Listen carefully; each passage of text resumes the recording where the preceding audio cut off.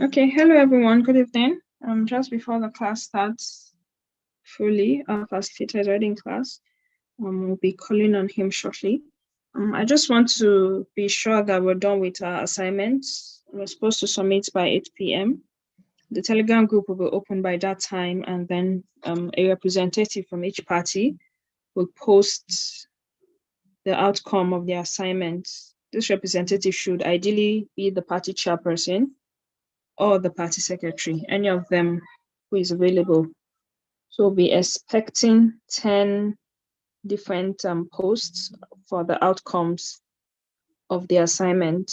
That'll be by 8 p.m. So yes, I just wanted to say that before the class starts. You're all welcome.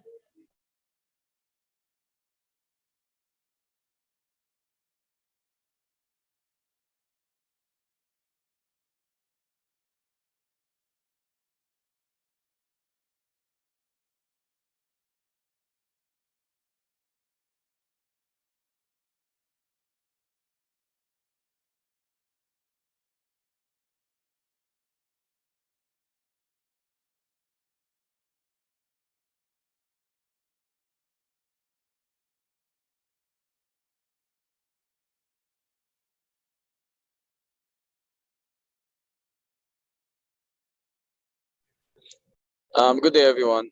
Lisa, Mr. Liveno Sipiang is online now. Thank you. Okay, I guess we are going to actually start the class since our facilitator is already in class. So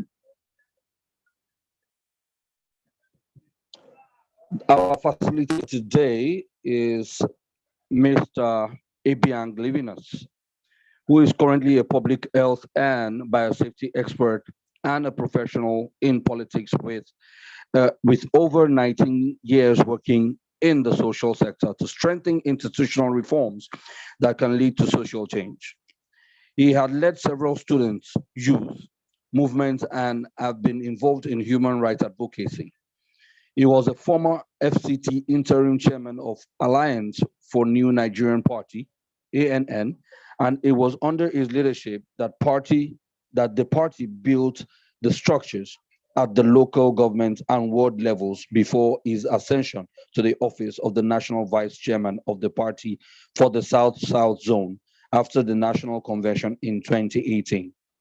In this capacity, he served in several committees, prominent amongst which is the Security Committee, which he chaired, the Partnership Committee with other parties for the general elections in 2019.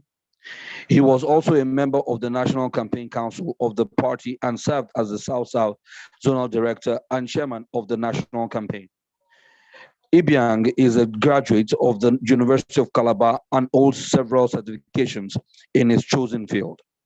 He holds, in addition, a master's in business administration from the Ahmadu Bello University and currently a PhD candidate in international public health. He is married and blessed with 3 kids. Please let's welcome to the microphone to lecture us today on political parties and structures, Mr. Ibiang Livinus.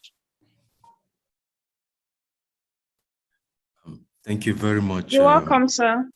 Thank you. Please confirm you can hear me. Yes, we can hear you, sir.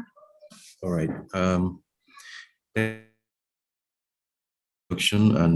permit me to once again appreciate the leadership of the Electoral College and the most distinguished and Kunle Lawal, my very good friend and brother, in the struggle to make Nigeria. Also appreciate the amazing team at the Electoral College, Liz, and a host of all of you who've been working behind the scene to make sure that the Electoral College position political space in supporting political parties and individuals as citizens to become politically meaningful participation in the governance and democratic process of our country. We cannot indeed emphasize this much more than we've been doing through this process, that political participation is key to I want to commend the Electoral College for initiating this and for driving this process. Having said that, let me welcome this cohort. This very session, I'm sure you've been having quite a lot of insight. This very session began with other facilitators. So today we'll be looking at and structures. And this is very important. I'm sure a lot of you who are political party of, for those who may not belong to any political parties, of course, would have heard about political party structures. Wondering, we'll try as much as possible to make that even more clearer, so that at the end of this session, as you about building political party structures, because they're very important.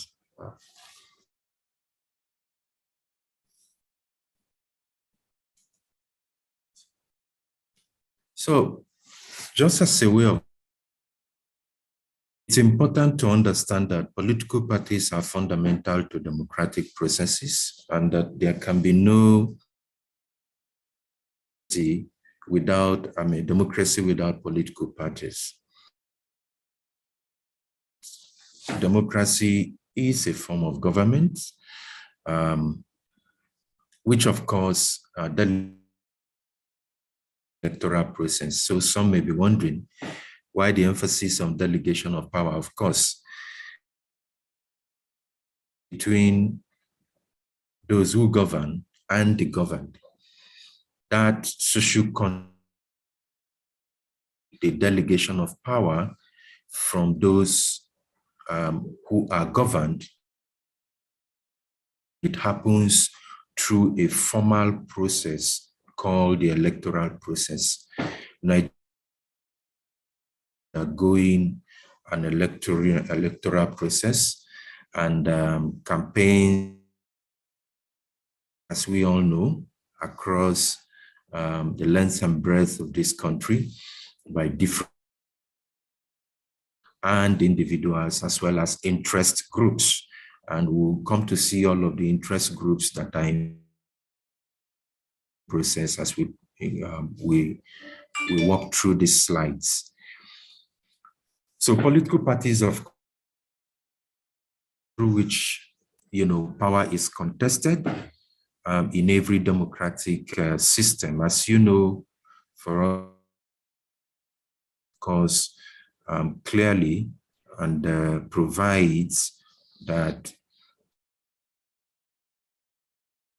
individuals seeking to contest for any political office must do that through political parties. That's why you ballots.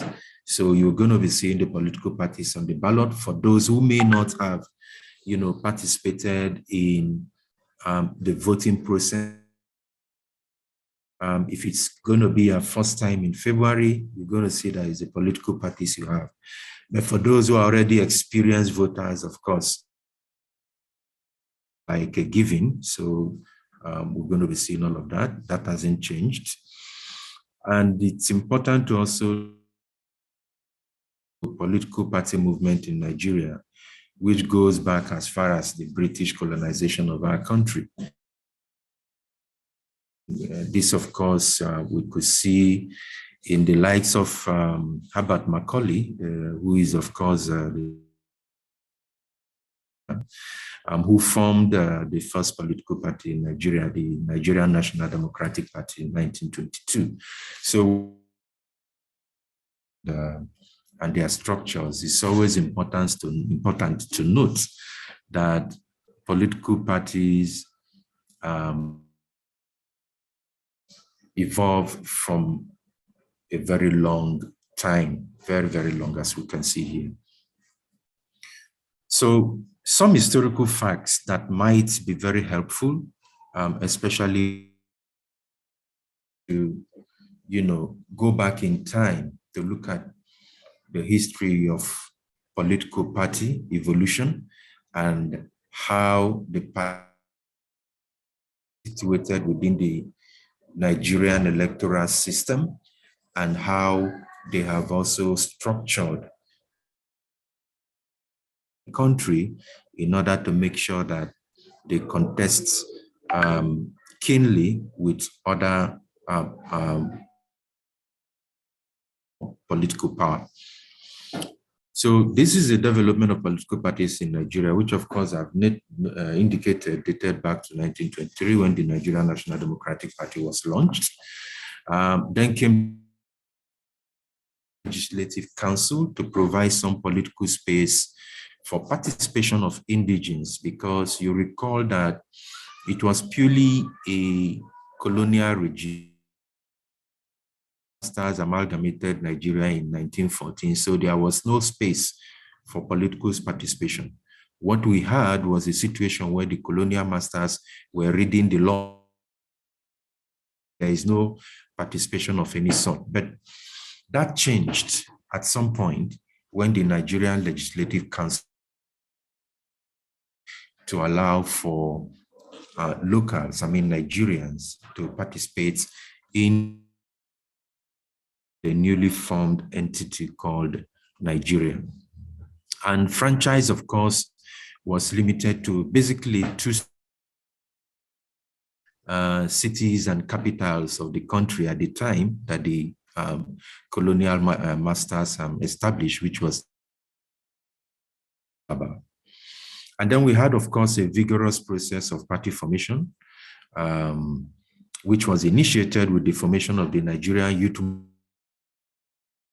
and the National Council of Nigeria and Cameroons in 1944 under the leadership of Herbert Macaulay. So you see that there's been movements here and there. Action Group emerged in 1948, while the Northern People's Congress was established in 1951. And these parties constituted themselves as political expression associations, with the Action Group in the West evolving from a Yoruba cultural association called the Egbe Omo Oduduwa, and we had evolving from the Northern Cultural Association of Jami'ar Mutanen Arewa, and then we had the National Council of Nigeria, National Congress of Nigerian Citizens, which started as a national party, but later narrowed its social base to a cultural association. You could see that each of the political parties that we have mentioned here was a typical geopolitical expression of the different regions, as it were. The NCNC to the Southeast, Action Group to Southwest, and then the so that's what we had at the time. And these regional elite blocs struggled, against each other. They competed. The First Republic, as they struggled to attain political power. Now, it's important to note that the contest was actually very, very fierce, to the extent that no single, majority at the center. So the Northern People's Congress decided to form a national government. This actually led to Abubakar Tafawa Balewa emerging as the prime minister, while Dr. as the governor general on Independence Day in 1960. Dr. Nnamdi Azikiwe later became the first president of Nigeria, became a republic, while Tafawa Balewa maintained his position as the prime minister. Now, between 1964 and 1966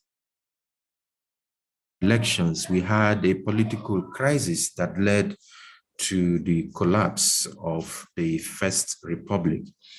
And system led to the splits between the NCNC and the following that disagreement or split, as it were, there were realignments of this is what happened. NCNC joined forces with a faction of the Action Group, what became the United Progressive Grand Alliance, while the MPC, the remaining faction of the Action Group, which was led by Samuel Ladoke Akintola, to form Democratic Party and NDP. And then, of course, we had the Civil War and the entry of military to Nigerian politics. And as a result, Nigeria's political significant changes in terms of evolution of political parties. So very important background information we felt you should. And so between 1967 to 1970, so that's why I put that a blackout, and blackout because of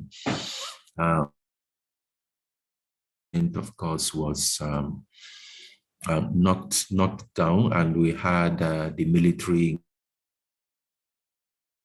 political phase. Now, this, of course, eventually gave birth to what we call the Second Republic, and there are quite a lot of political developments that took place in the Second Republic.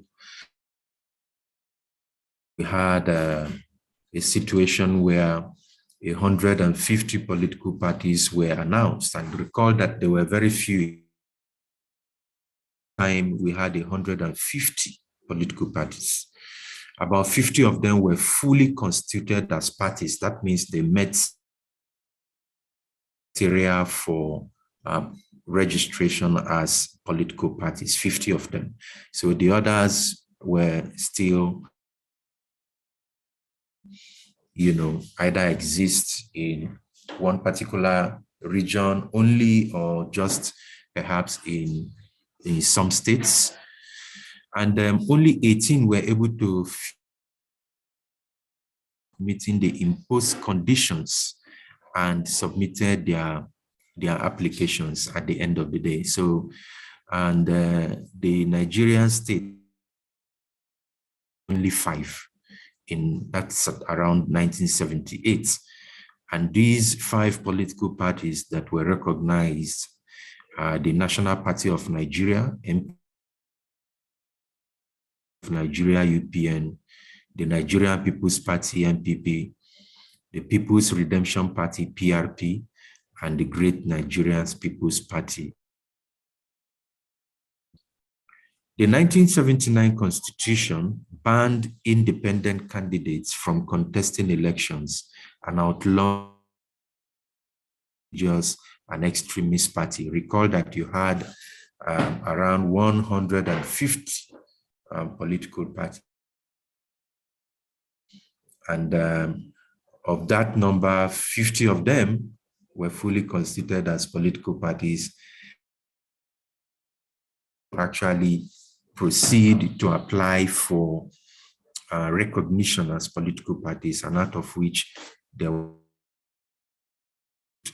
by the Nigerian state. So that's the situation I am in the Second Republic. Now, Now, one dominant party emerged from the transition process from 1978, and that is the National Party of Nigeria, with roots in the regional politics of the First Republic. That is to say, they have their roots across major regions, political regions of the country. The founding fathers of the MPN systematically worked from the segmented and disparate fractions that constituted the Nigerian political class. And efforts were to build a hegemonic party that will hold strongly, didn't really bear fruit, because don't forget, there were other parties which were purely operating or stronger within the and were very influential, of course, in deciding and the policies of the day at the time. Also, that the political parties retained strong regional bases, of course, which I just mentioned, and ended up sharing the votes without any of them completely dominating the others. So ideological politics was very strong with the People's Redemption Party, which is an offshoot of NEPU, that is the Northern Element Progressive Union, and the Unity Party of Nigeria, which is an offshoot of the Action Group. So people political ideology at the time, and both political. Don't forget the use of the word. You had a lot of alliances, not really much of people crisscrossing, from one party to the other. But what you had, it was more of either alignment or fusion of the political parties into one. And fusion largely by the identity in the political ideologies of the parties at the time. That Second Republic was hosted by the military junta, which was headed by General, the current president, and this happened in 1983.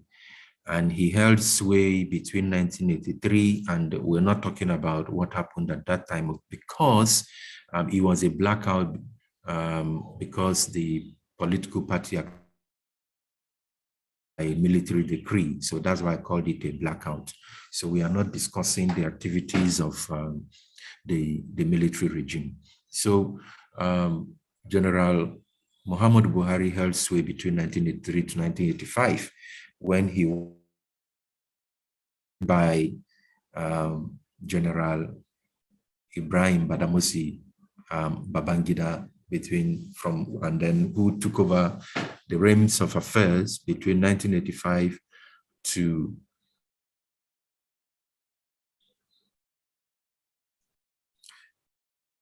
that period gave birth to what we called the Third Republic. In how we come to those constructs: First Republic, Second Republic, Third Republic, and we are currently in the Fourth Republic. So this is how the Third Republic was, did not witness the kind of flurry of political activity. You will come to see why that was the case. The Third Republic Constitution was drafted in 19, which of course established new parties, which were later banned. Ibrahim Babangida's government. His government then established two political party, and I see some members of the Social Democratic Party who are here. The National Republican Convention, the NRC. And The election, the very popular elections, which of course had Chief MKO Abiola of the SDP emerging of that election. General Ibrahim Babangida eventually annulled the election, precipitated the collapse of the Third Republic before it even took off, so that's what happened. That annulment, of course, led us to where we are now, and you come to understand a lot of the political dynamics in the country, who takes what, and so on and so forth, issues around power rotation across geopolitical. So it was as a result of what happened during this Third Republic and so we had a blackout, and I will explain why we had this blackout. When of 1993 were annulled, what happened was that there were lots of legal crises, and following that annulment, there was an exceeding pressure. Then military president, General Ibrahim Babangida, to step aside and leave.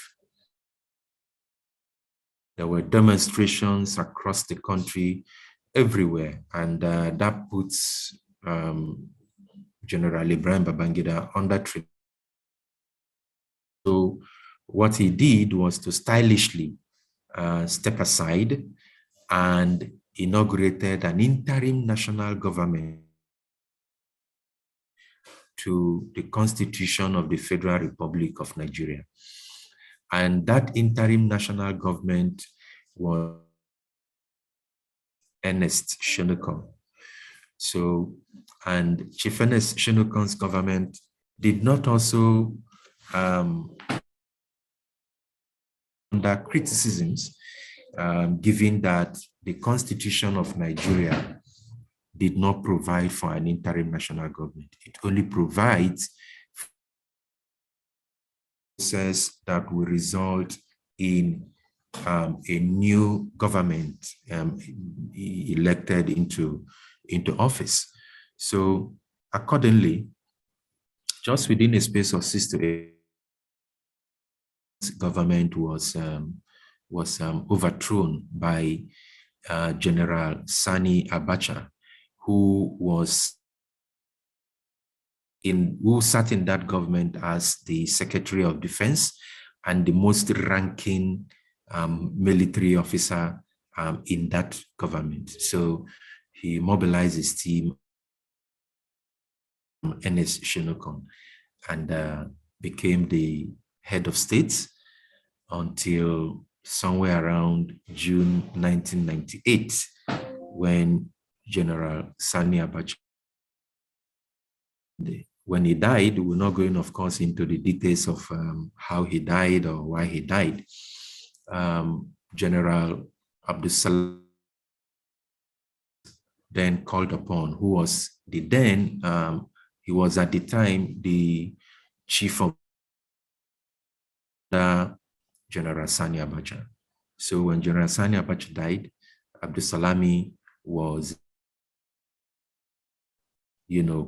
called upon after consultations to assume the mantle of leadership of Nigeria. He was under General Abdul Salami Abubakar. The process was inaugurated, and that led to the birth of the Fourth Republic, of course, was initiated through the 1999 Constitution. And for its first election, Electoral Commission, INEC, recognized only 3 Democratic Party, the All People's Party, and the party, AD. These were the three parties that were, recognized at the time. So following the Supreme Court judgment on the case between Balarabe Musa versus INEC, conditions for registration of political parties were liberalized. That recognizing only 3 political parties limits political participation. Decision of the government to recognize only 3 political parties, because our constitution, the 1990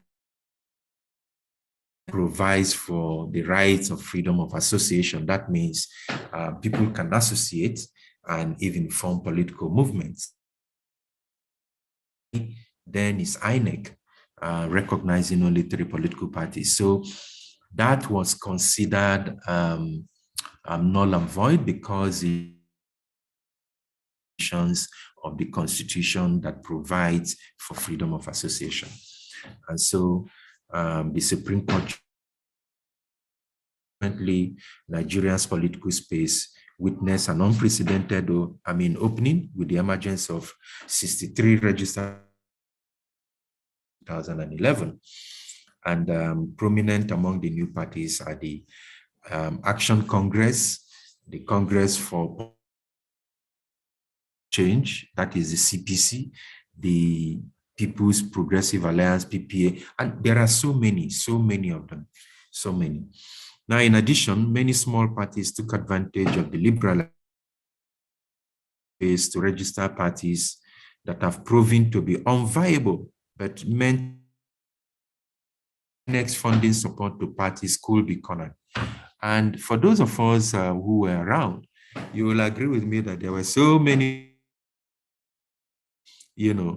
at that time, political parties received subvention from when we're approaching election seasons. You see all the political parties warming up and dusting their ready to come and collect subventions from the government. So that of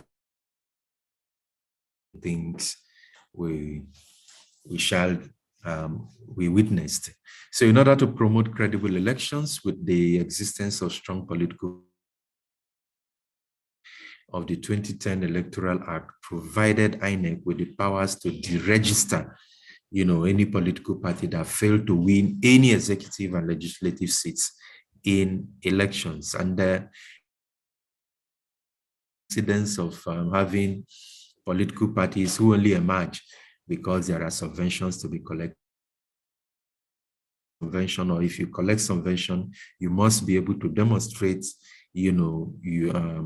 that you're worthy of existing by winning political seats either within the legislature or, in the executive. So failure was empowered to deregister that political party. So that is the same wand that INEC retains today. So only 10 parties won seats in 2011. August 2011, INEC deregistered 7 parties that did not contest for any elections. These parties are the Democratic, so National Democratic Liberal Party, Nigeria's People's Congress, Nigeria's Elements Progressive Party. And this, of course, was contained in the Daily Trust newspaper, page 3, as referenced. INEC also announces in various, court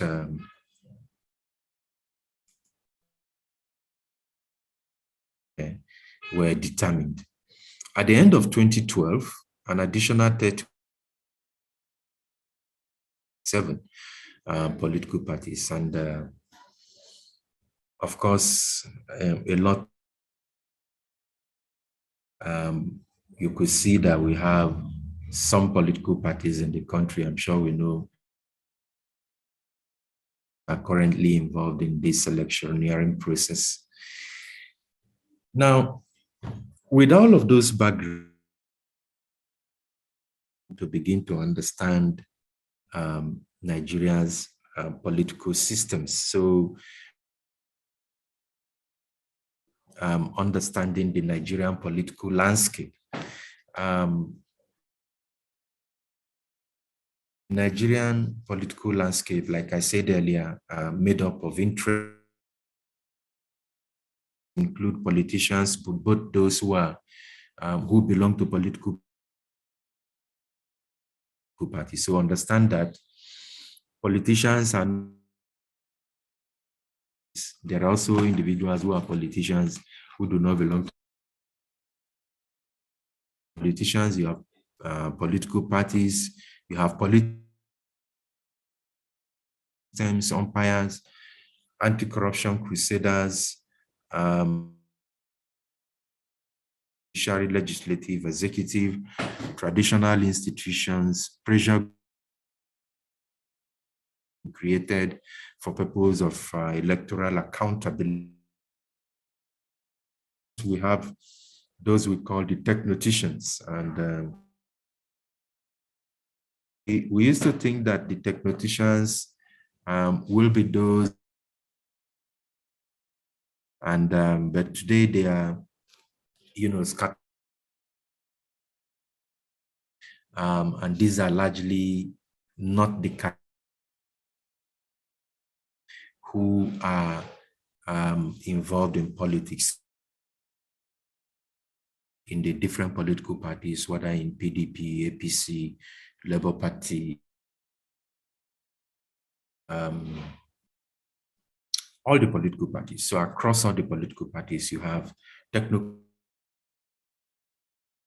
in politics. And all of these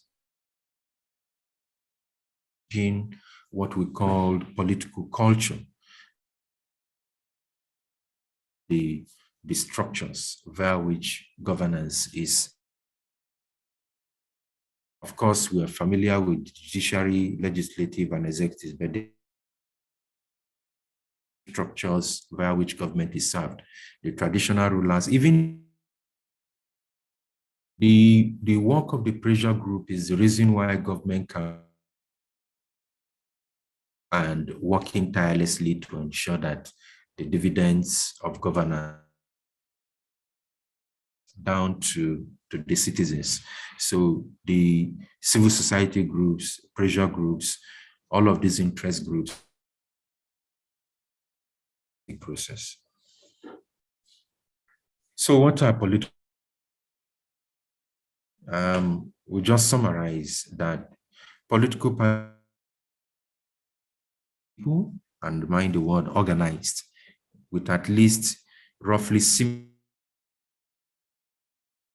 that seeks to influence public policy by getting its candidates elected. Why there is parties. Each of the political parties have its programs. They have what they are working to do is to make sure so that they're able to influence public policies. So in specific substructures of our society, and so that we have a sustainable and well-functioning democracy, and mental institutions to the elements of civil society in a free and fair. They are necessary for the functioning of any modern democratic political system. So please note these 3 points I've mentioned, why parties are. In fact, when parties are deeply entrenched, they become durable. And I will explain. Understand what I mean here. If you take a party like PDP,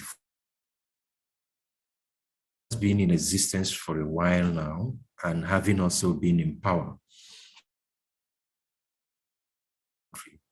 you find PDP everywhere. So that is how entrenched the party is. And because the party is entrenched, it is considered as durable. And the whole essence is for,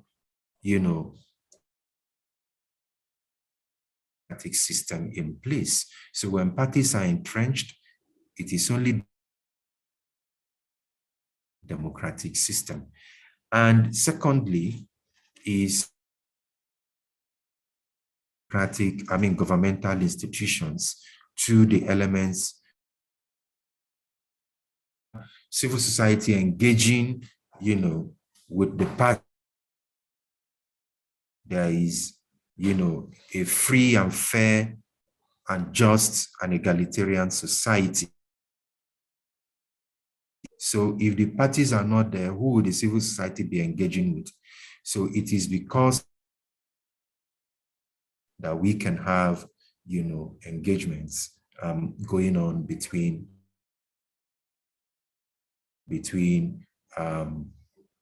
community development associations. And like I said, all of this is necessary for the functioning of any parties are very important. So like you said, it's roughly similar political aims and objectives or opinions, seeking to get to public offices. So we've talked about to be deeply entrenched in our society. Political parties basically solicit and articulate public policy priorities and problems. And we can prove that if you listen to political parties, whether APC, Labour Party, PDP, SDP,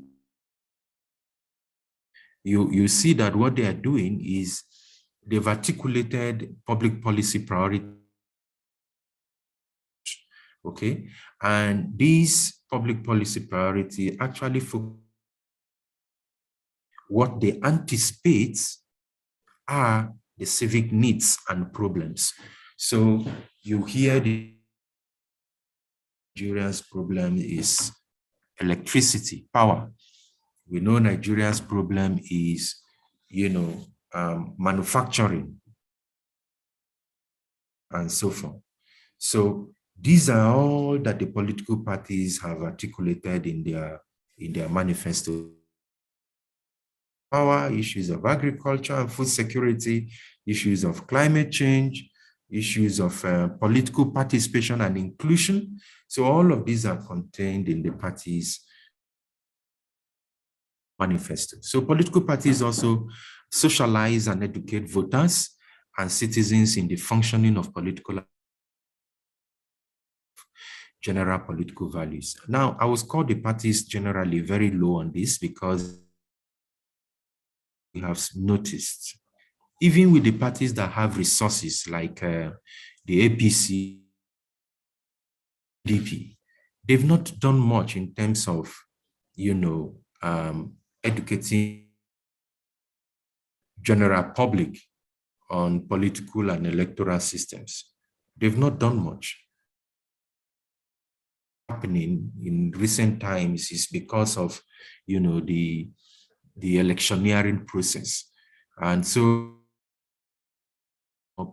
when the transition had been initiated and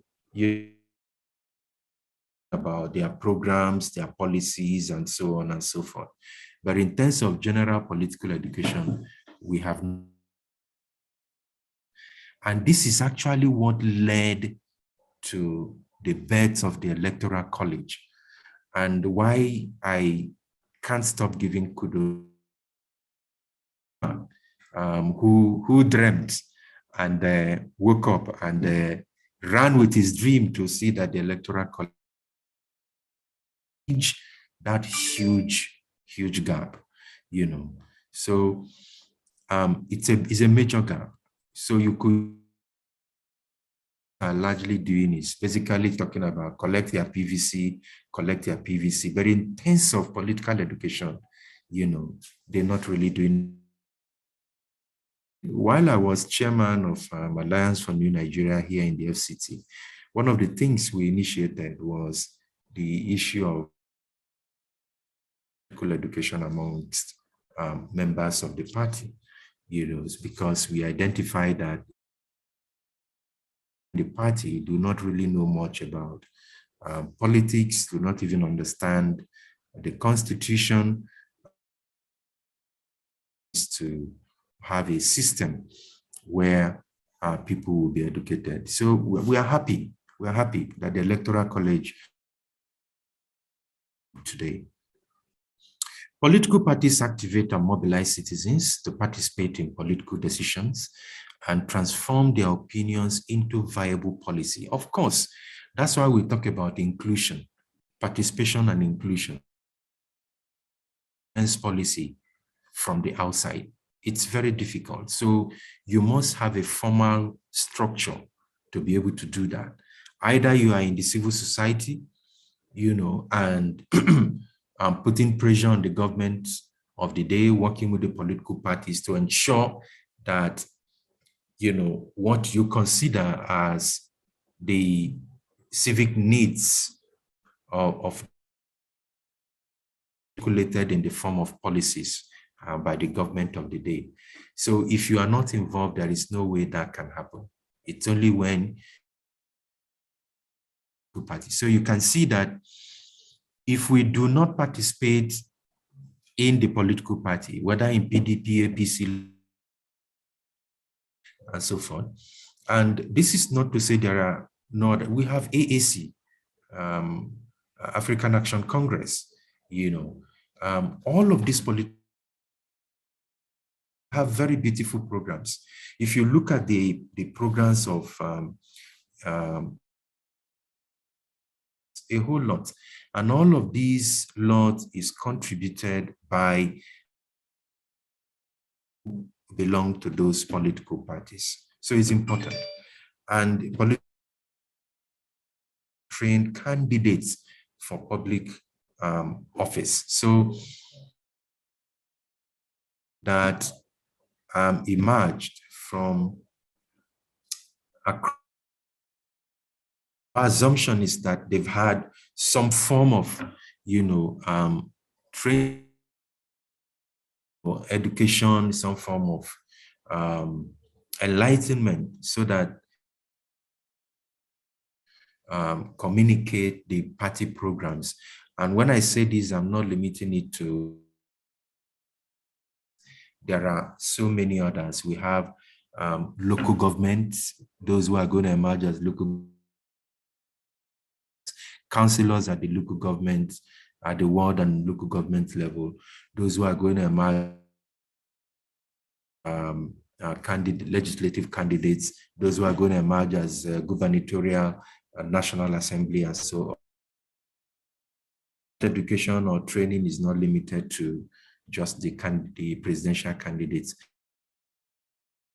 It will be, you know, formal and informal. By merely participating in political party activities, get entry process of decision making at the party level, you are being trained. From, you know, just that participatory process. So that's basically. Now, there are some operational imperatives political parties. And to be able to perform all of these things, these operational imperatives must be in place. And the rights and obligations of members as provided for in the Constitution. And some of these imperatives are the freedom of organization, elections. If you belong to a political party, don't forget that we do not have independent candidates.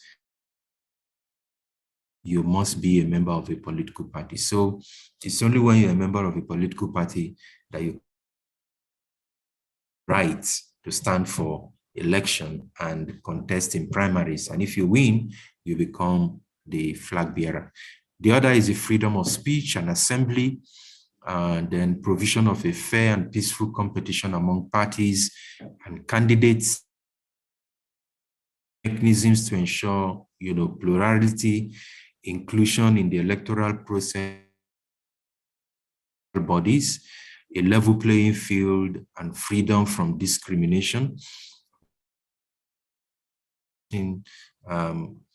Guaranteed, and then of course transparent and accountable political financing system. Operational imperatives that must, necessarily be to actually be able to do all of these functions that we have identified here. So you can imagine a political party that freedom, that cannot guarantee adherence to party constitution, other extant provisions, a political party that cannot guarantee level playing field.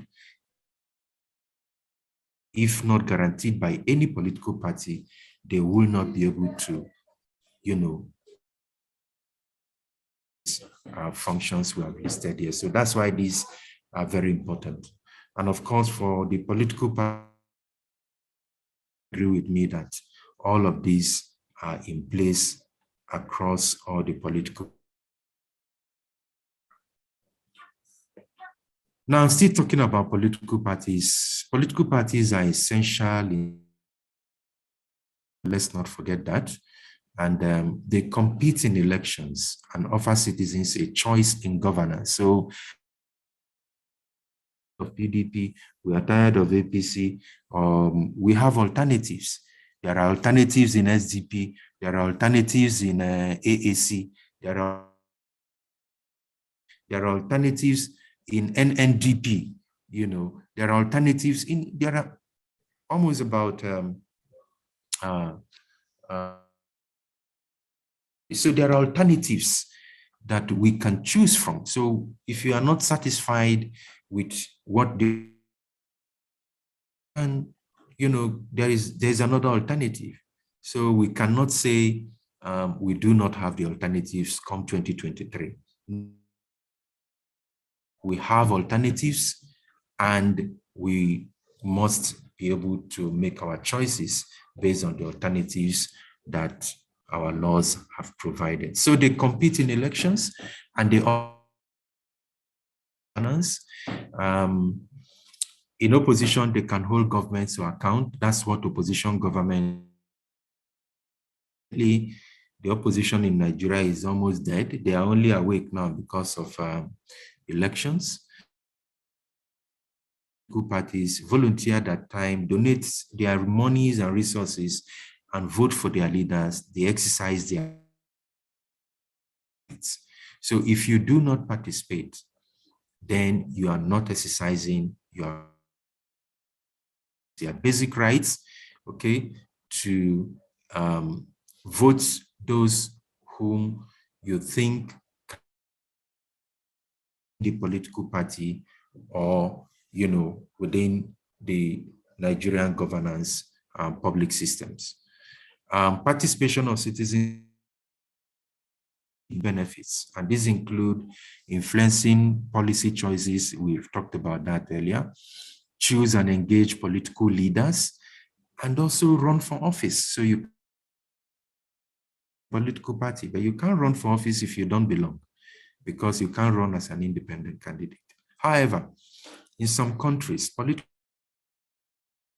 citizens to participate and are not accountable to voters. Well, that's to some extent, I'm sure you can infer within that, some political parties do not respect the rights of citizens to participate and assault. So when you have a situation where a political party that says, oh, we respect the rule of law. But when they get into office, I'm sure we are aware, someone made a comment recently about Nigerian First Lady, and the person ended up in a detention. And a lot of persons who had spoken up against certain, policies or programs of government have ended up in. This is when political parties say one thing and do a different thing at the end of the day. So we need to be politically involved in the party so that we can influence these policy choices. Yeah, so it's not just outside there, right here, right before us, and we see all of these things happening. Now, parties are guided in their structures and function by the following: the party constitution and manifesto, the codes of conduct for members, convention, agreements, resolutions of the parties, regulations of the parties, party standing guidelines. We also have customs, which include culture, procedure, e.g. consensus. So when you belong to a political party, of course, for those of you who are members of political party, these are the traditions of the party. These are the customs of the parties, or this is, these are cultures of the party. Those constructs, they're basically talking about, some procedures that have existed before, some practice which can be referred in actually providing solutions to existing. And then we also have judicial pronouncement. Judicial pronouncement form that political parties have. So for instance, political parties can rely on judicial pronouncements, ones that recognize the organic evolution of political parties rather than the states recognizing and registering political parties. And then the constitution of the country, of course, for Nigeria. So all of these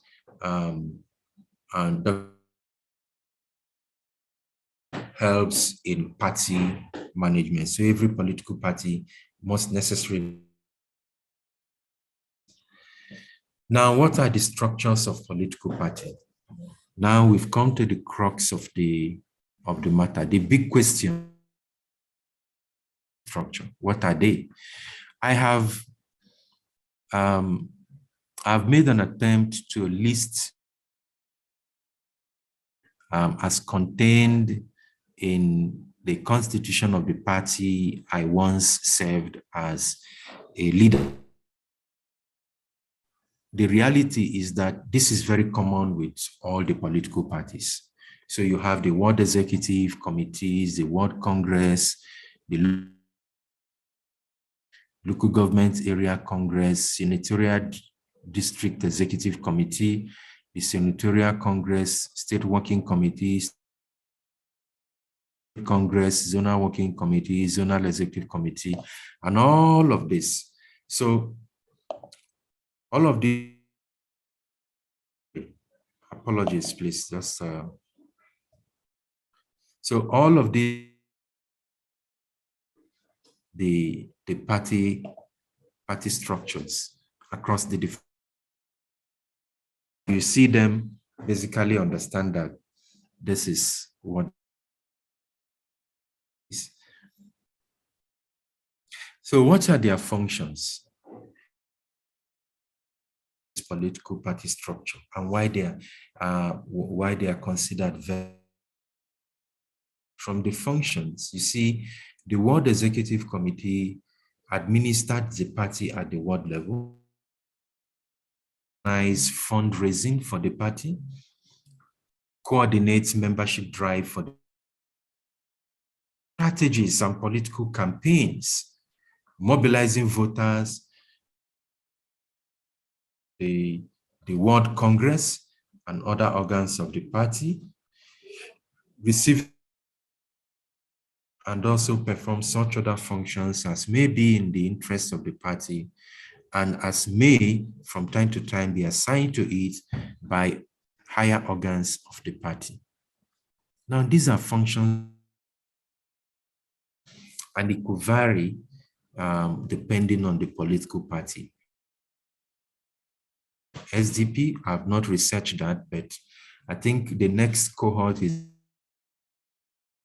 I'm going to try and pull up all the constitution of the political and tease out the different structures and functions by the political parties so that, you know, to further enrich this or across the different political parties.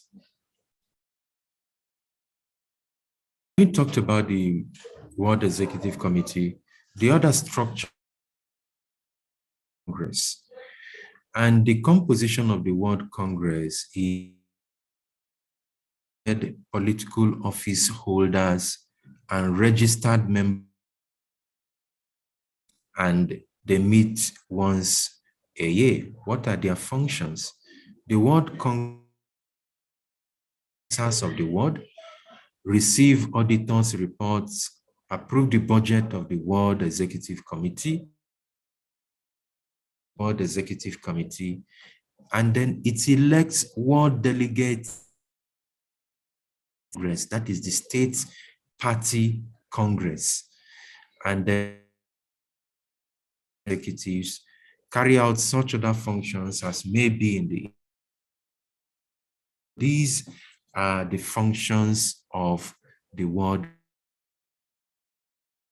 Very important here is the election of the World Delegate Party Congress. We shall see later the function and why we had delegates party Congress. So we also have with all of the functions that have been circumscribed. Have the composition of the local government area Congress, which is position here.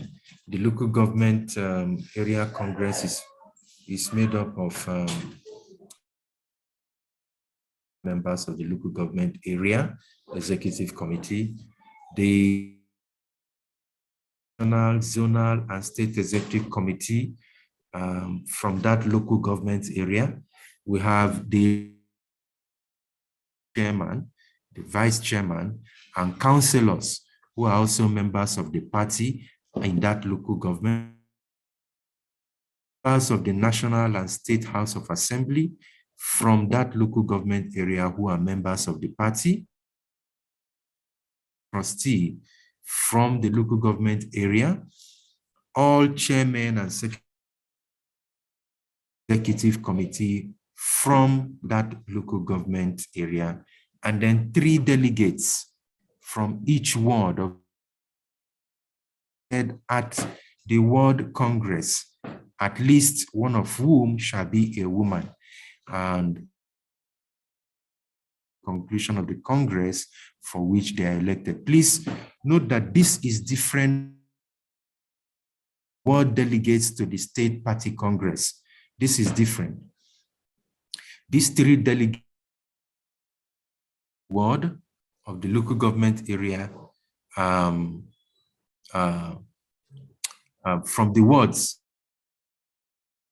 okay, and they are to participate in the local government area congresses, to have women representation for purpose of gender representativeness in this process. So all of call the local government area Congress. Function is to elect the local government committee of the party, the local government council chairmanship candidate. So whoever will emerge as a chairmanship of the local government is elected at the local government area congress. Budget of the party at the local government level, and also receive the local government auditor's report. So those are the functions of the local government. And we also have the other structures of the party at the state level, like the state caucus, the state executive committee, the state party congress, which I talked about earlier, the state assembly congress, House of Representative Congress, senatorial district. These are structures of the party, and they all have designated functions within the party. So this is why party structures are very, very, very, important. Now focus on the state party congress. Have the following functions. They approve the budget or state chapter of the party. They elect officers of the state executive committee, candidate of the party. So note, the governorship candidate of the party is not elected at the national, at the state party congress. That's where he is elected. It is at this congress that you have those ward delegates we talked about earlier. The ward delegates that were elected at the local, ward, they are members of the state party congress for the purpose of election of the governorship candidate of the. It is the reason why, we've had a lot of criticisms as to why it has to be delegates, rather than have the direct, so that every member of the party is seen to be part of electing their gubernatorial candidates, as against leaving it to selected delegates who could be bots, and of course we saw a lot of that happened during the conventions that took place. So that's for the state party congress. So at the national level, we have what we call the National Working Committee of the party, and the composition of the National Working Committee is as shown here. We have the national chairman, deputy national chairman, and then we have 6 national vice chairmen representing the 6 geopolitical zones, and the deputy, national treasurer, financial secretary, national organizing secretary, public secretary, auditor, legal advisor, women leader, youth leader, and there may be more depending on the political party. So some parties also have representatives of those who are disabled and so on. Special needs persons in the society have also been integrated into the of the parties. So these are the functions of the National Working Committee of the party. Of course, the day-to-day administration of the party, they carry out functions on behalf of the National Executive Committee, perform other functions as may be assigned by the National Executive Committee. So please note, in addition to the National Working Committee at the national level, there is also what we call the National Executive Committee. The NWC are the elected officers of the party, but we also have the NEC is made up of both the elected members of the party, who are the National Working Committee members, chairmen and secretaries of the chairman of the state chapters of the party, the elected government,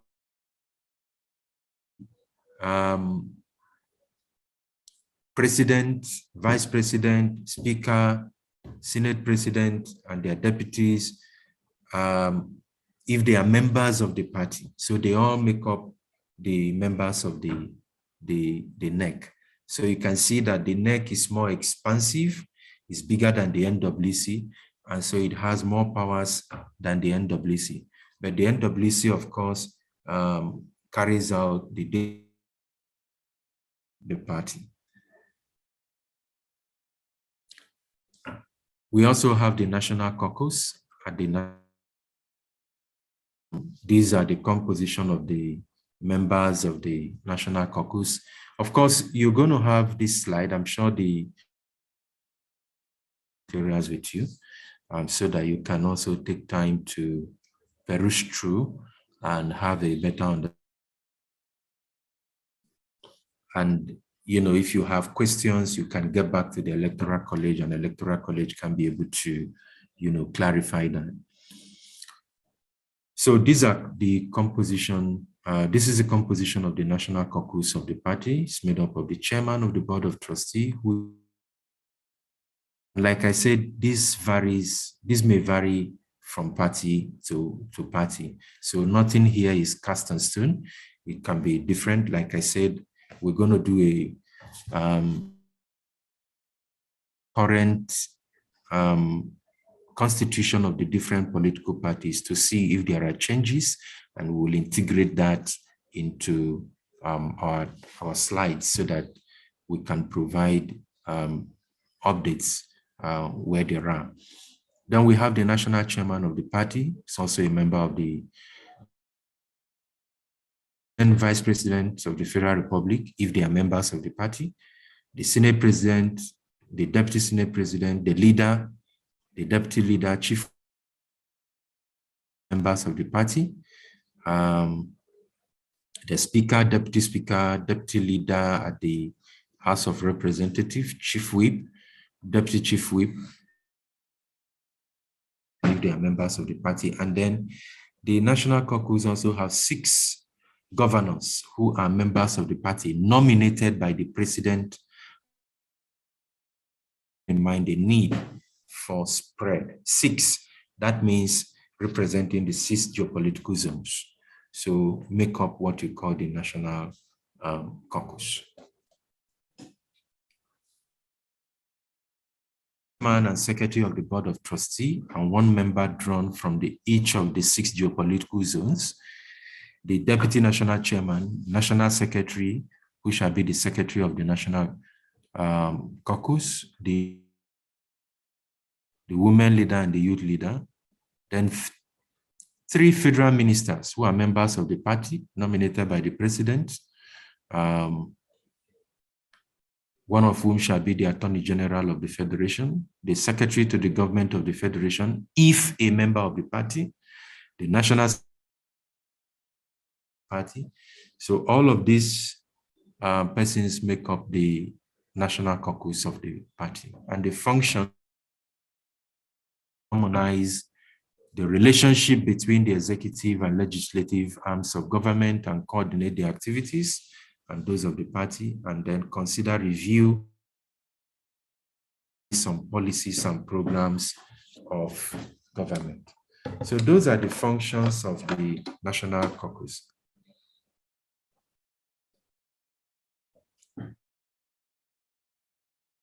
Then we also have the National Legislative Caucus.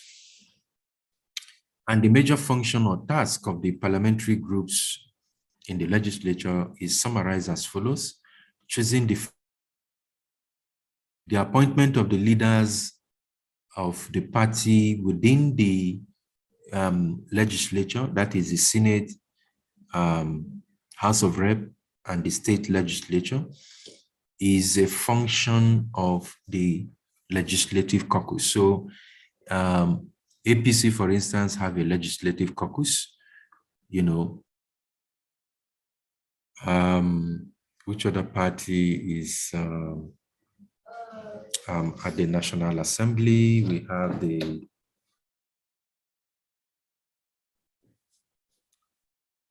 YPP. YPP have one member in the Senate, so all the different political parties have their legislative caucus. And they allocate committee chairmanships and negotiate committee assignments among their members. So when you see people fitted into committees, those were negotiated by the legislative caucus. So they say, Mr. A, you will serve in this committee, Mr. B, you will serve here, like that. Recommendations to the House Services Committee, headed by the President of the Senate or the Speaker of the House of Representatives. They identify different and distinctive interests and wings in the party group, formulation of party positions within the legislature, policy principles in specialized committees. So the position canvassed by political parties is a function of the legislature within the National Assembly and also at the states' houses of assembly, working closely with the party leadership.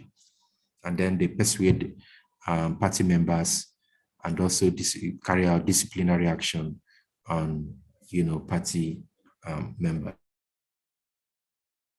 So I talked about the NEC earlier, the National Executive Committee of the party, which I said is superior to the National Working Committee.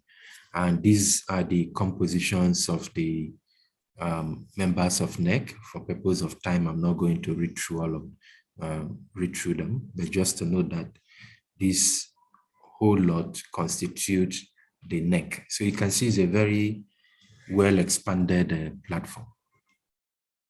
And their functions include convening the National Convention Organizing Committee, which shall circulate convention information and also advance and ensure that the concerns of the membership are reflected on the agenda, carry out decisions and instructions of the National Convention. So the National Convention of any party is the supreme organ of that party. They supervise and direct the work of the party and all its organs, including the national, zonal, states, and local governments, ensure that all party organs function democratically and effectively, and where necessary, it could dissolve a state executive committee and appoint a caretaker, to run the affairs of the party until another executive is elected. Programs consider appeals and other matters referred to it by the zones or states of the federation, make rules for party, which shall of course be binding on all organs and members of the party. It may also make standing orders for approval by the National Convention. So functions of the National Executive Committee of any political party. And then we have the Board of Trustees, which of course is made up of all past and serving presidents and vice presidents of the Federal Republic of Nigeria, provided they are members of that political party, and Deputy National Chairman, National Secretaries of the party, all past and serving presidents of Senate and Speakers of the House of Representatives, all 10 founding members of the party. So founding members of the party, again, this is, based on the political party. It may be selected from each of the 6 geopolitical zones, also members of the Board of Trustees for purpose of, gender balancing and representation. What are their functions? They ensure high standards of morality in the party activities. They harmonize, coordinate, review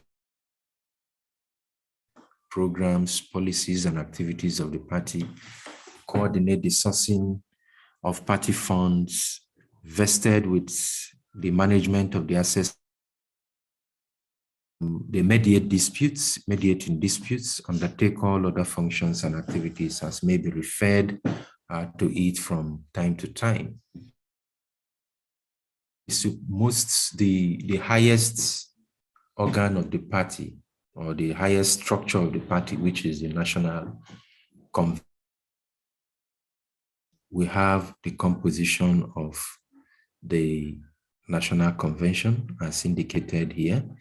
Again, for purpose of time, I will not read through that, but I'm sure you could see the membership. And of course, for the other political parties that are here, this may vary.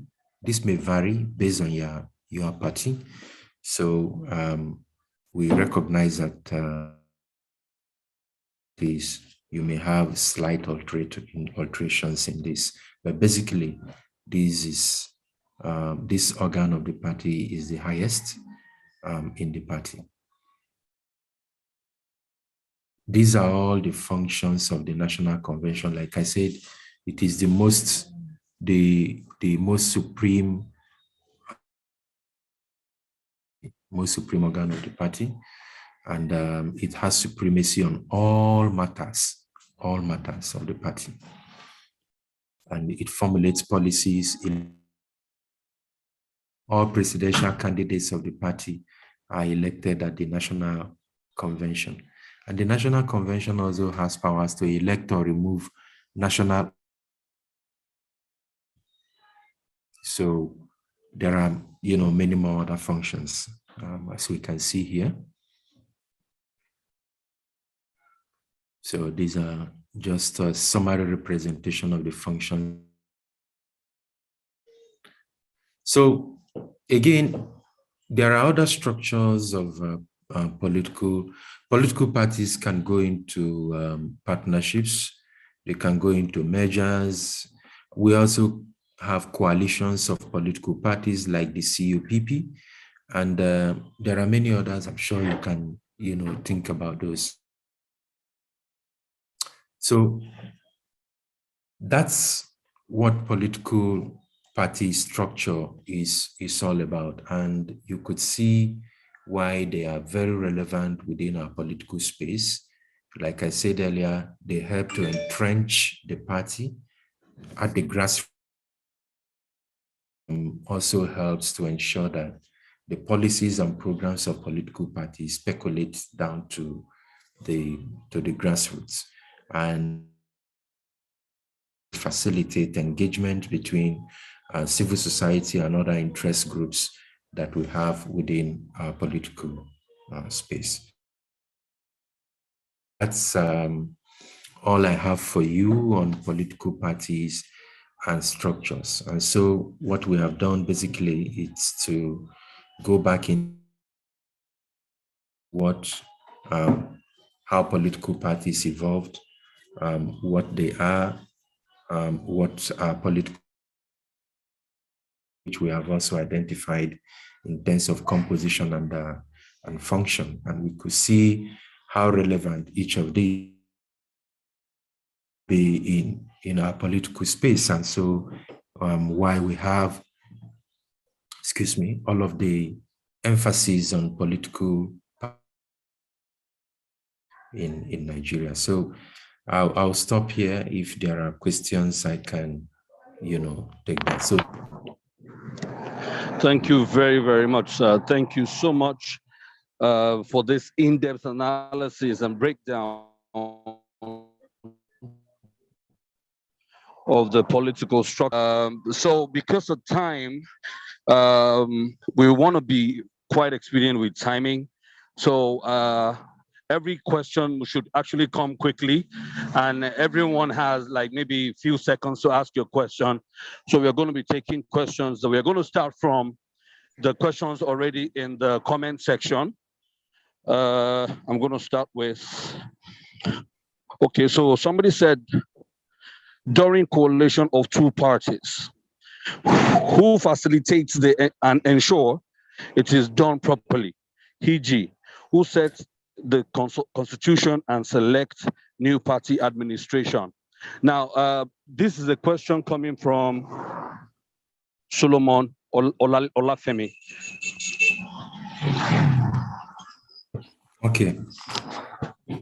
So usually when there's going to be a coalition or alliance between political parties, the different political parties nominate of the party who will then sit together with the officers of the other, political party to actually agree on what an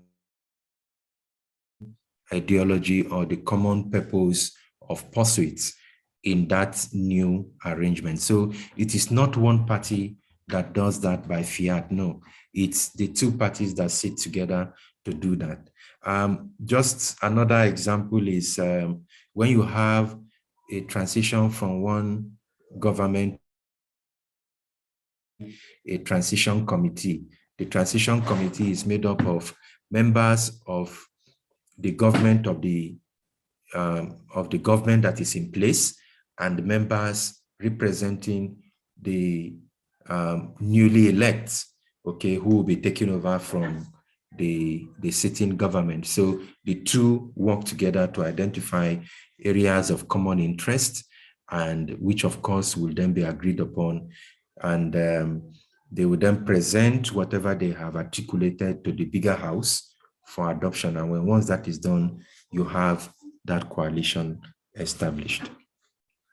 I hope that I've answered your question. So that's typically what was done. And we had a similar arrangement with, I recall, with YPP at the time, between ANN and YPP. And we had a select committee that midwife, was engaged to look at all sides and make sure that all shades of opinion are properly articulated. So that's the way it's usually done. Over. Okay, hi Tolu. There are some questions that you missed. I think you were not on the call at the moment. So I'm forwarding them to your inbox so we don't skip over any question.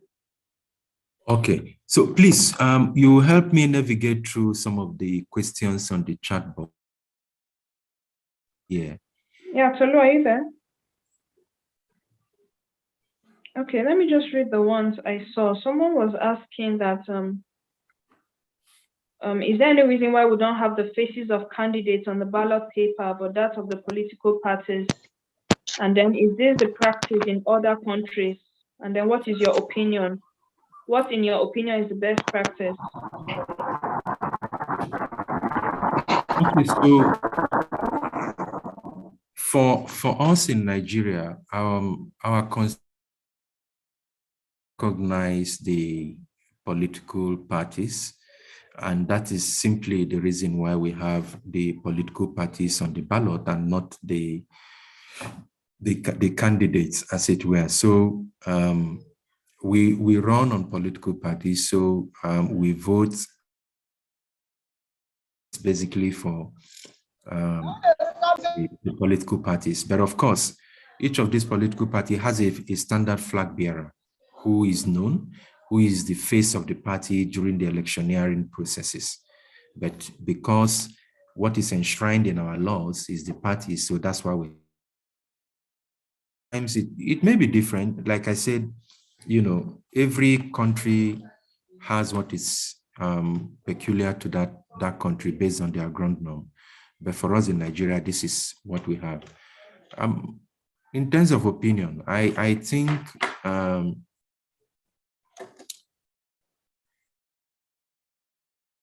it's really, I haven't really had any issues with having just the political parties on the ballot. But it won't also do any harm if you have the face of the candidates side by side with the, the political party. But the challenge will be, for instance, where you have national election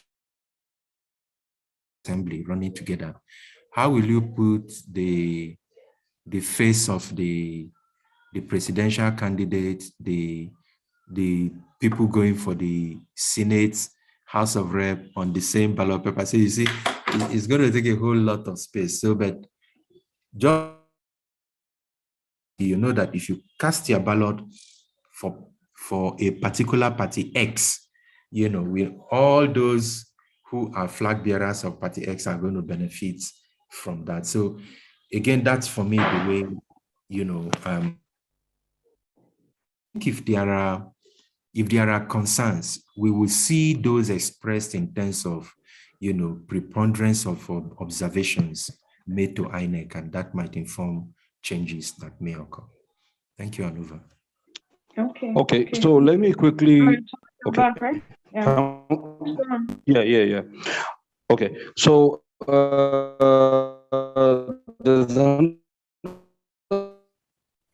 Sorry, you're breaking. Okay, just to save time, let me just read out the next question. Okay, someone was asking that the qualification of people to run, is it determined by the political party or the national constitution? Okay. I think this was already addressed in the lecture, but please go ahead, sir. All right. So the issue of qualification is addressed by the Constitution of the Federal Republic of Nigeria. I can't remember the exact, but the Constitution clearly provides that says qualifications of people to run. Yeah, that's what I'm responding to. So I'm saying that the Constitution provides for that. It's not really the political party, it's the Constitution that provided for the Constitution of the Federal Republic of Nigeria that provided for the qualification of people who can run for office. And it specified that clearly in terms of education, in terms of age, and so on.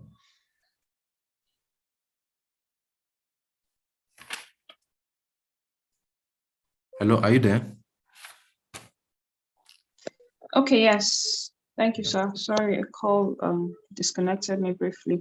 Okay, and then someone is asking, what's the justification for the camping from one political party to the other? Okay, so justification for the camping. Clearly, the laws of our land actually say if there is a crisis in the party, it's only when there is a crisis. Of course, that's not the case here. Most times we see people crisscross from one party to the other, even when there is no crisis in the party, So it's the reality is that there must be a crisis in the party, such crisis that, you can say had led to polarization within the party. So you have, for instance, when we had this in 2014, 2015, that led to the formation of the NPDP, the new PDP. So such sharp division in the party, movement from one party to another. But if you look at it, we've not had those the political parties, but yet people are moving. So this makes it really very, very difficult. And because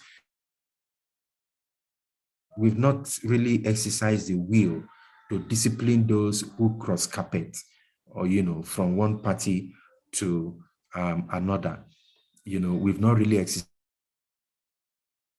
why this has continued to happen. If we've had sanctions where if you cross carpet, having one election party such that people lose their seats, I'm sure it would have prevented all of this crisscrossing that we are seeing across political party. How on earth should a governor sponsored by a political party A now move to party B? No problem in the party. It's absurd. The mandate you are carrying is the mandate of that party under which, you were elected. The mandate. So if you move, you have stolen the mandate of that party. So what is supposed to happen is that position so that the party can fill, or replace you. But that's not really happening. So we look forward to seeing actually be, made to take effect so that we will stop seeing this crisscrossing by members of different political parties. All right. Thank you, sir. Sorry for those with their hands raised. I'll get to you shortly. We have quite a number of questions in the chat box, so I'm trying to clear out a bit before we take questions from those with their hands raised. I'll just take two more from the chat box and then it will allow you to speak. So someone is asking that how can we change from operating a two political party system?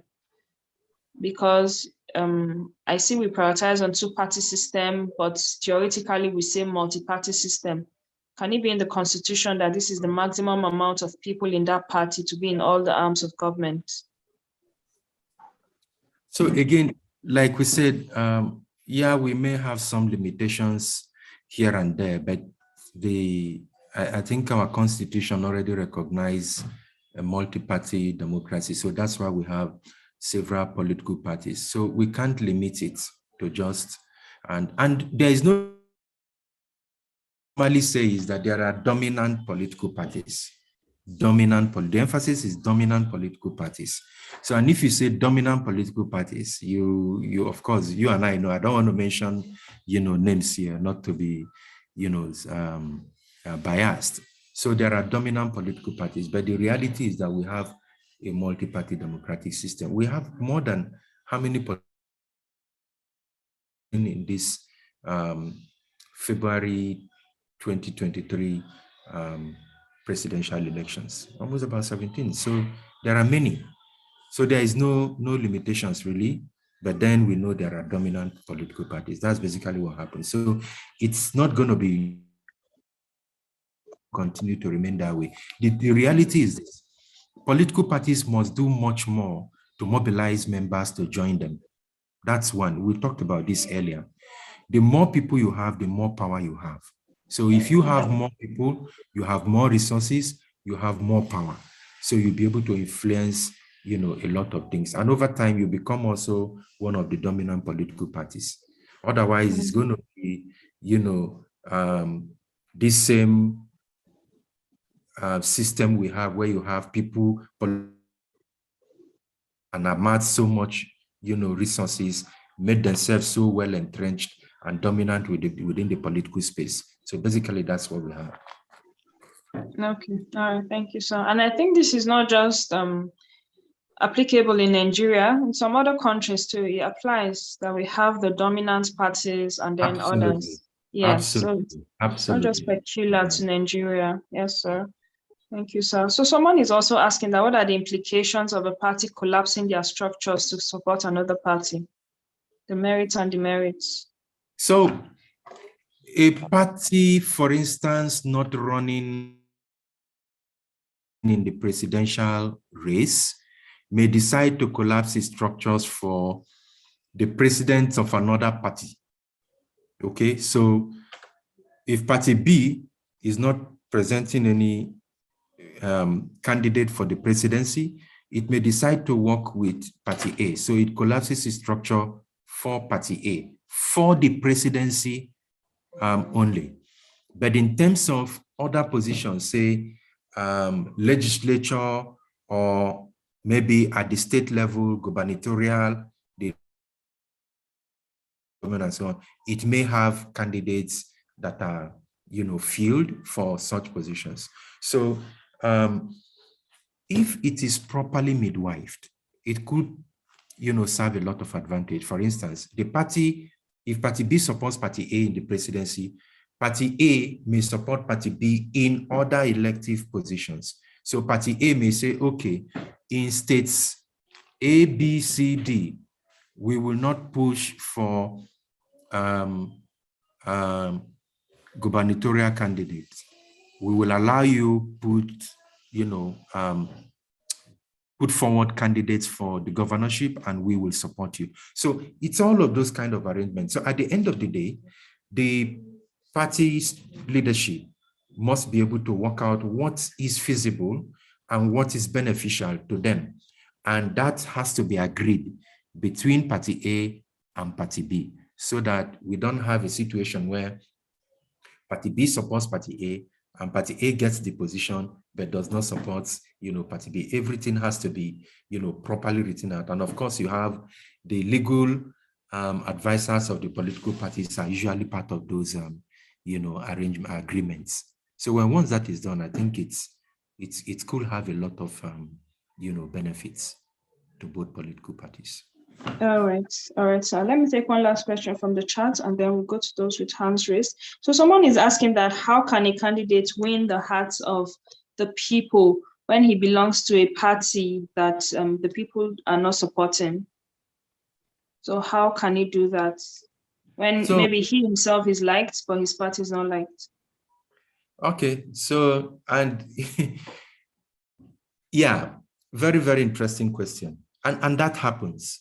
So that is the burden that such candidates carry. So if you come out of a party that, people do not like, maybe because they did not perform well when they were in power, so there's going to be a huge challenge, and the challenge of selling that party, because you are selling the party's programs at the end of the day.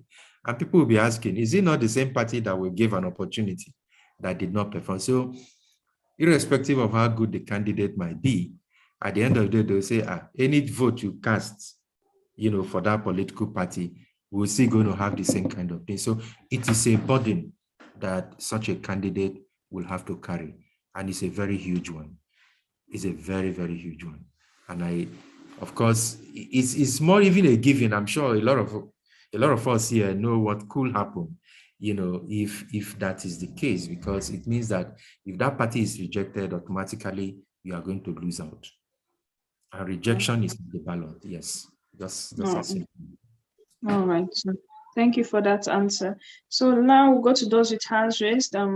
Dr. Mike, I think your hand has been raised for a while. Please go ahead and ask your question.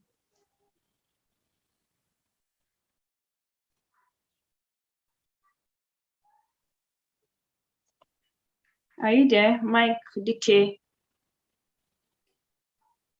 Okay, it's probably not there. Solomon Olayemi, I knew your hand was raised. Has your question been answered from one of the others, or you got tired of raising your hand? Please let me know in the chat box.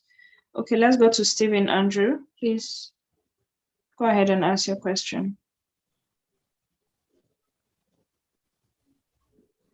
Okay, good evening, everyone. Good evening. Good evening. Okay, I think mine will not necessarily be a question, but I wanted to lay a comment on the issue of cross-carpeting and why the faces of candidates are not appearing in the ballot papers instead of for that of the parties. I want to use 2015 election, the circumstances of Yahaya Bello becoming the governor of Kogi State in place of Abubakar Audu. The election was conducted, and then Abubakar Audu died before the announcement of the results.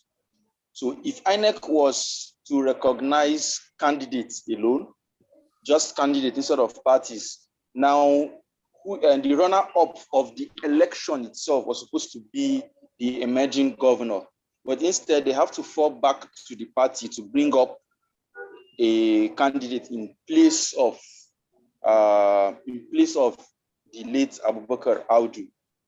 Now, for governors who are holding, for politicians who are holding, individuals who are holding positions in a party already, now cross-carpeting to another party, they're supposed to drop that that position because it does not belong to them as an individual, it belongs to the party. So they're supposed to drop that that seat, move to the party where they want to move to, and then that party who originally owns that seat brings up somebody to take the position. Thank you. Thank you for that additional insight. Okay. Do you want to comment, sir? Or it's fine. Yeah, I mean that's fine. It's all part of the reason why the parties are the what you find on the ballot. So it's basically so that when you have such issues, the parties can actually fill those positions. Because if you have individuals, then that's actually not going to be possible, because where the individual loses out or something happens to the person, you are more or less back to square one. So with the parties is a lot easier to handle. And with the example given for Kogi State. So thanks again for the addition. All right, sir. Let me quickly take one from the chat box again. Okay, so Amaka has a lot of questions, but I think I'll just take the last one that she wrote. She's asking that what happens to people who decamped to other parties, but who had held the relevant posts as members of previous parties? Do they qualify to be members of Board of Trustees in their new party? For example, if Atiku has remained in APC, would he qualify still to be a member of Board of Trustees since he was VP under PDP? Yeah, so having been again, it's possible. And don't also forget that I think he was also like a founding member of,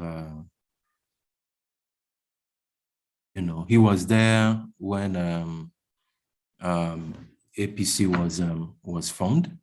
So he definitely would have qualified by all standards, set by that the party would have had in place. So he would have qualified him, having been a vice president. And it's also important, is to the advantage of the party to have someone who had served at that level, who has institutional memory, to be considered as a member of the Board of Trustees. So yes, he would have been a member.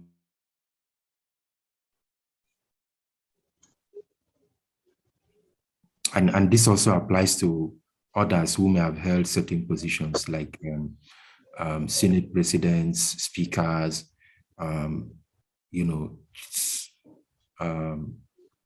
chief justices who may have been. So it's a possibility that they could be elected into, but don't also forget, like we indicated earlier, that every party has set forth criteria for who members of the Board of Trustees. And all of these figures that you've mentioned are actually qualified by reason of their, positions they've held before. All right. Thank you so much, sir. Noradin, please, you can ask your question. Good evening, everyone. Good evening. Yeah. My question goes like this.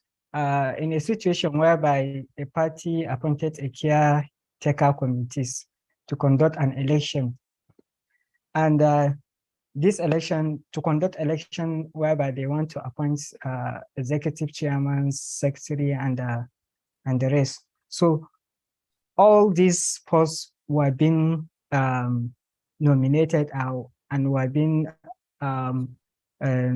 some people show interest about it. Why one among the posts, nobody show interest about it? What can the caretaker do in this contest? Did you get the question? No, repeat the question again. Who showed interest? Some party members show interest about, they wanted to appoint, like, let's say 5 posts or 3 posts, executive chairman and secretary and treasurer, let's assume like this. So 2 of the posts were being show interest, while the other one, nobody show interest to contest. So what is the caretaker going to do about this situation? Okay, so yeah, so if the political party positions are usually more than 3, because I'm coming. Okay. The political party defined the number of political offices for whether the national level or at the state level, and so on and so forth. So whatever number it is, and if I go by your viewpoint, that you have 3 positions and one of them, nobody showed interest. The caretaker may, bring that to the Congress, to say they have this vacant position and nobody has filled it. So they may call for nominations from the floor, and through the nomination, such a position can actually be filled, temporarily, pending when depending at the level. If it is at the states, when a state party congress is held, then the position would then be filled substantively. Now, it's important to note that political party positions are also representative in nature. For instance, when you create offices to make for balance. If you take in FCT, for example, where we are, you want to make for balance in that if chairman comes from the eastern part, the secretary will come from the western part, and the treasurer will come from, another part, so that all the parts of the FCT will be represented. So that's how you do the balancing.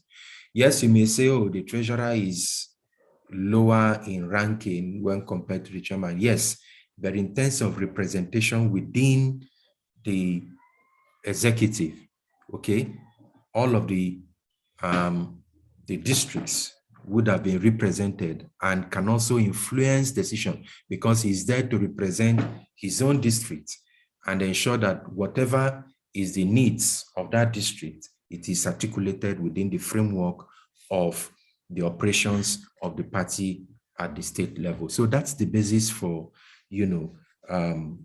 that's what could happen if nobody subscribes to a particular position. Caretaker can come to the Congress and get nomination to have those positions filled. But in filling them, it must follow the federal character principle to make sure that there is balancing and representation. All right, awesome. Thank you so much, sir. Mike DK, are you available now? Okay, while we wait if he's still there, let me just take 2 questions together because of our time. So someone is asking that where there's coalition of one party which has higher population and big wigs than the other, how can equity be achieved in the application of this principle so as to ensure smooth running of the party? Can there be a concession from one party due to being a minority, or do both parties have equal rights? That's coalition. And then another question is, why can't we have independent candidates as it is done in the US? Okay, so on the issue of coalition, the availability of big wigs does not really matter. That is the reality. Yes, that's why I said both parties will agree on the number of persons that will make up the negotiation team. So for instance, you may pick party A. Maybe party A has a lot of big wigs, people who have served in government, who have held big political position, and party B is a new political party. But in negotiating a coalition, party A will nominate 5 people. Party B will nominate 5 people. So it's 5-5, equal representation. These 5 people from each of the parties come together and midwife the basis for the coalition. So in the course of midwifing this, there may be trade-offs. And the trade-offs may be that, okay, party B doesn't have resources, party A have resources. So if we pull our resources, we would like to have this number of people, So at the end of the day, it is the 2 parties that are agreeing. That's what matters. You have equal representation, but there are also trade-offs. In every negotiation, there are trade-offs. Even when you go to the market to buy Gary, okay, they may say 6 cups of Gary is 3,000 naira, and you bargain.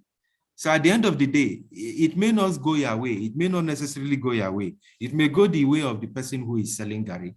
You may say, okay, the last I will give you is so amount, which also puts him in a comfortable position. But then you have yielded grounds to the person so that you can have your gari and the person can have the money. So there are trade-offs at every level of negotiations. There are trade-offs, but the most important thing here is that there is equal representation. But at the end of the day, whatever is agreed upon is going to be mutually beneficial to both parties. If party B does not have resources, and yet they are meeting with party A to form a coalition, and at the end of the day, if that coalition is established, it will help party B to have representation in government. It's a win-win situation for party B. So that's basically how it works. I can't sit here and tell you, oh, the terms of agreement will definitely be 50-50 or the same. It's never will be, as much as politics is concerned. So there will be trade-off at some point, but the trade-off should be such that it is beneficial to both sides. To both parties. Okay. Thank you so much, sir. So Fatiha is giving an observation that she thinks political parties should encourage the use of chairperson as opposed to chairman, as it becomes easy to assume the position is for men only. I agree with her completely. Yeah. I agree. We actually do that in the electoral college. As you can see, your assignments, we said chairperson, not chairman. So yeah. Absolutely. I agree. That actually should be the proper thing. Yeah. All right, sir. So Akolo Habila, I think your question will be the last for today. Please go ahead and ask your question. Okay, good evening, everyone.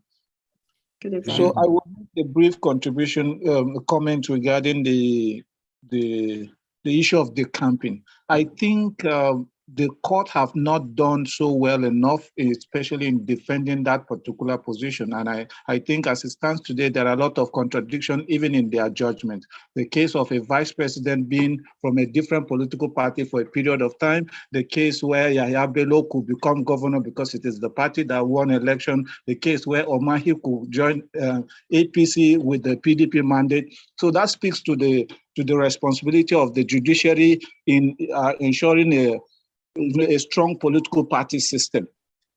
My question will be on funding, and I'm sure with your experience in ANN, you would be, how do we have a robust, a very strong grassroots, especially the party structure at the lower level, from the ward to the local government, being very strong when a lot of the funding tend to come from the top? And the question can be extended to in a country like Nigeria where you have a lot of poverty. What kind of funding mechanism can we have to ensure, because who pays usually dictates the tune. So what kind of funding do you anticipate that will help power, make power available to the common man when in our poverty situation actually makes it such that funding tends to come from the big wigs? Thank you.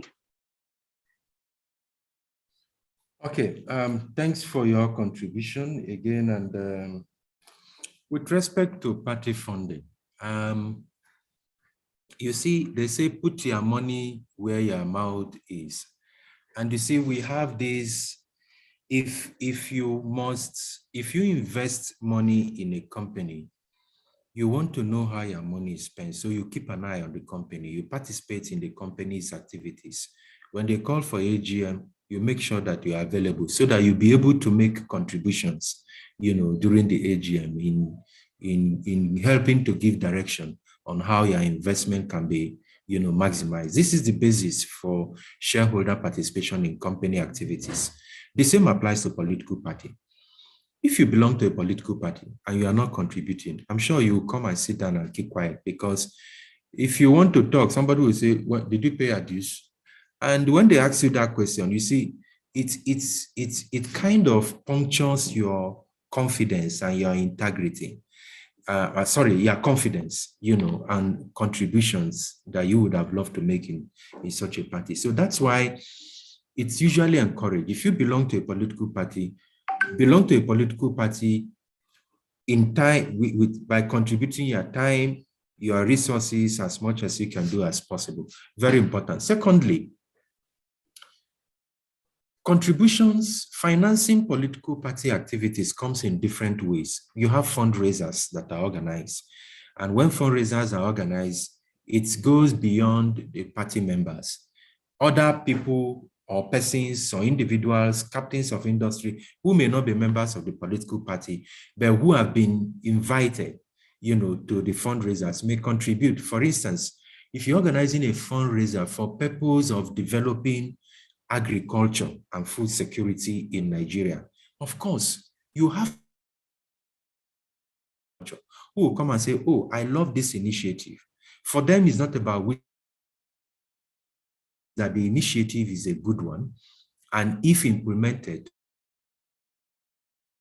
move Nigeria from just consumption to production. So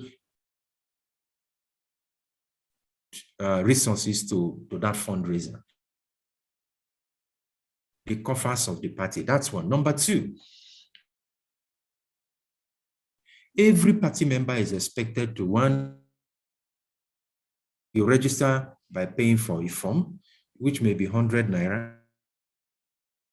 The other thing is that you need to pay your dues.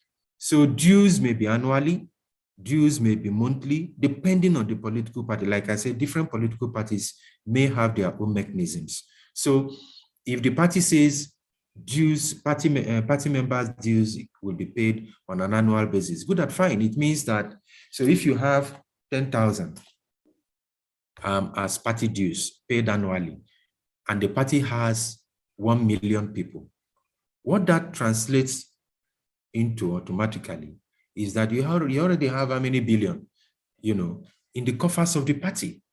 Every year, every member pays 10,000 every year, or let's even say 1,000. 1,000. If every member pays 1,000 naira and you have 1 million people, that's 1 billion naira already. So that's a whole lot. So how are parties working to ensure that members actually contribute to the party? Again, a whole lot of things are involved. You see, we have a situation where, there's so much corruption in the system, and people get into office and amass so much wealth. You see people whom you know very well do not have anything. When once they get appointed into office, they become super rich. So all of this is the reason why people hardly contribute. Say, well, these ones have acquired money, they have been appointed. Why will I then contribute? If I contribute, they'll see preside over how my money is going to be used. So this kind of thinking is the reason why you see that members of political parties hardly contribute money. That's one. Number three is also that for most of the political parties, if you are an appointee of government, a percentage of your annual emolument goes to the party. That is the structure within the APC, within the PDP that I know of. Okay, so another parties have adopted the same financing mechanism. Whether that is happening is a different ballgame entirely, but these are financing mechanisms that the parties have put in place. So if you're an appointee, whether commissioner, minister, special advisor, heads of parastatals, DGs, whatever, a percentage of your annual emolument goes to the party. So this helps to service the will of the party, ensure that party programs are implemented across the federation. And that's where you have, so much visibility for the party. Remember I said earlier, political parties are not really contributing to political education. And that's why Electoral College exists. If political parties were actually deploying the resources that they have to political education, you have a lot of people becoming very, very conversant with electoral procedures, constitution, political participation, and so on and so forth. But what you have is that political party raise money, and in a matter of time, you begin to hear allegations of how monies have been, taken away. Take, for instance, purchase of funds.